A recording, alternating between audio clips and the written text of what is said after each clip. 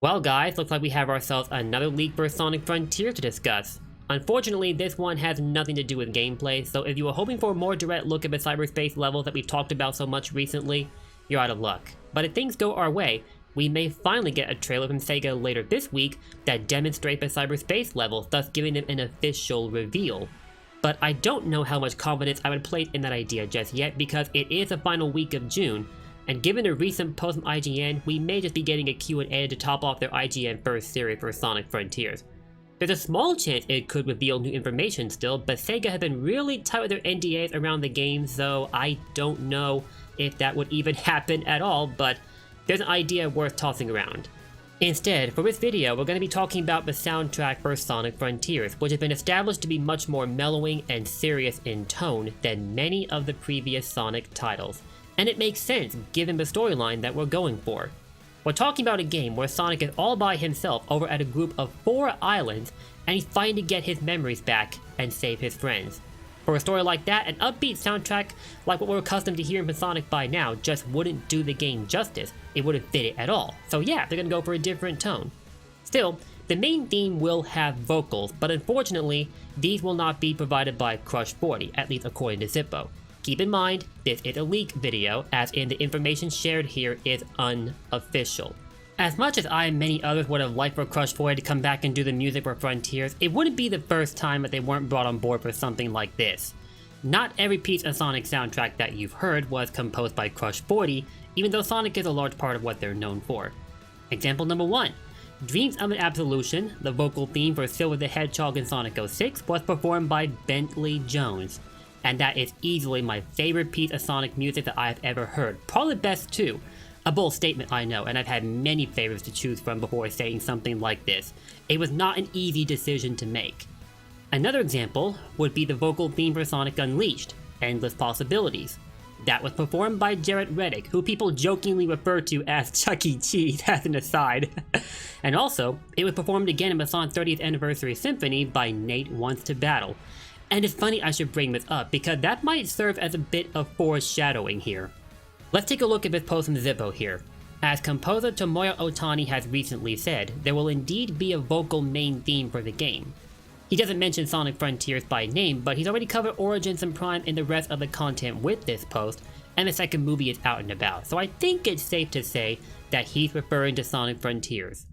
Unfortunately, it isn't Crush 40, nor is it anyone that you've heard in the mainline games before. They have enlisted a big YouTuber this time around. This individual, who is performing the main theme, should be a familiar face to most Sonic fans who have been paying attention for the last few years. Their work warms my heart, and if you notice, he's got the word heart bolded and italicized as if to give emphasis. Really subtle, Zippo, really subtle.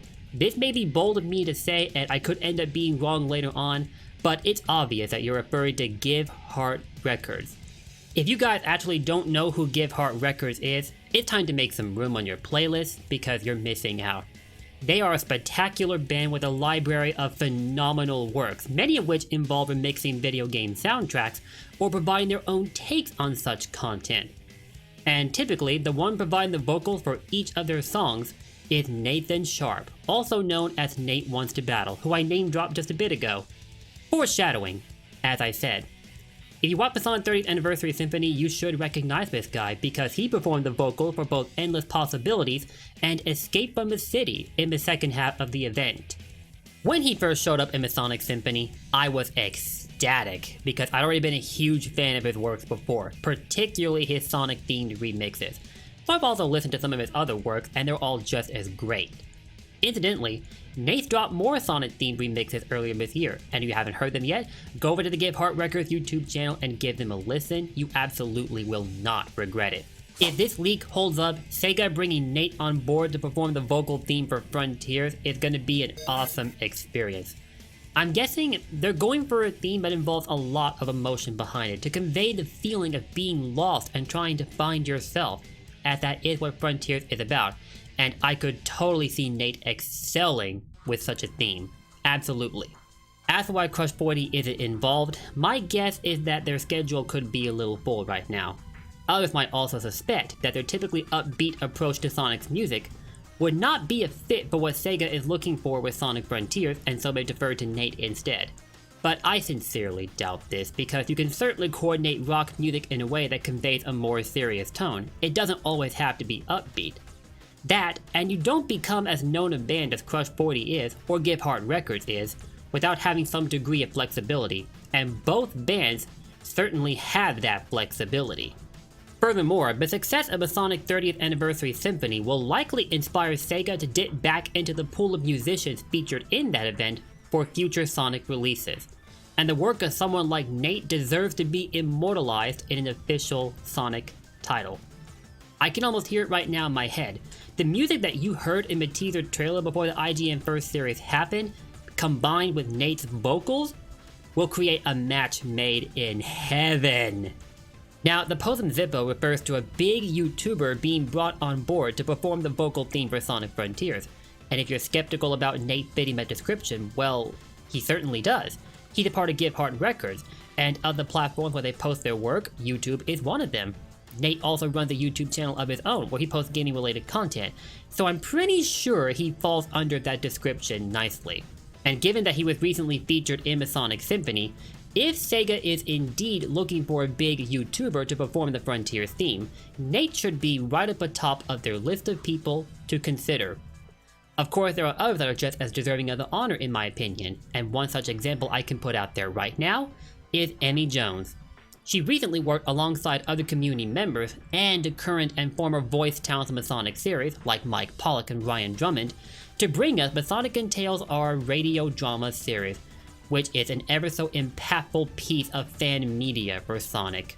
You hear an amazing piece of music in the 9th episode called Fly With Me, which in turn is the main theme for Sonic and Tails R. It's performed by Tony Harnell and Emmy Jones herself, who also voices Tails in Sonic and Tails R. And by the way, she's real good. Emmy also shares her content through YouTube, and given the fact that she did include current and former voice talents in Sonic and Tails R, she obviously has a connection to some who have worked on the Sonic series in an official capacity. This could work to her advantage too. But better yet, why not go all the way? Why not bring both Nate and Emmy on board? The best of both worlds. It's a win-win for everyone. Come on now. But given Zippo's blatant hint in his latest post and the Sonic Symphony happening a year ago, Nate is most likely going to be locked in by Sega for the Frontiers theme. And I'm okay with this. More than okay, actually. I'm excited. The idea of Nate performing the Frontier theme is highly appealing to me because his work is killer. And if you've heard his work before, chances are that the idea appeals to you also. But then, it might not. You might have different ideas, different opinions. Whatever those are, let me know in the comments down below. Do you think Nate's going to be involved in the main theme for Sonic Frontiers, or do you think it could be someone else who is also a big YouTuber? Or is Zippo's latest leak way off the mark? Let me know in the comments down below, and I will see you in my next video with more Sonic content. Hit that sub button and ring that bell to stay up to date on all my videos, and if you enjoyed this one, don't forget to let me know with your likes and comments down below. It means a lot to me. I'll see you next time, take care, and one more thing before I go actually, I'd like to present you guys with my brand new channel logo provided to me by Sonic Sanctuary. This looks awesome, dude. When he gave this to me as an unexpected gift, I was like, you know what, I totally have to use this, and he's all over the idea. So going forward, this is my brand new logo that I will be using for this channel, including all my videos where I'll use it as a watermark. So, hope you guys like it just as much, and now, I'll see you next time. Take care, and don't forget, Blue Blur for life. See y'all later.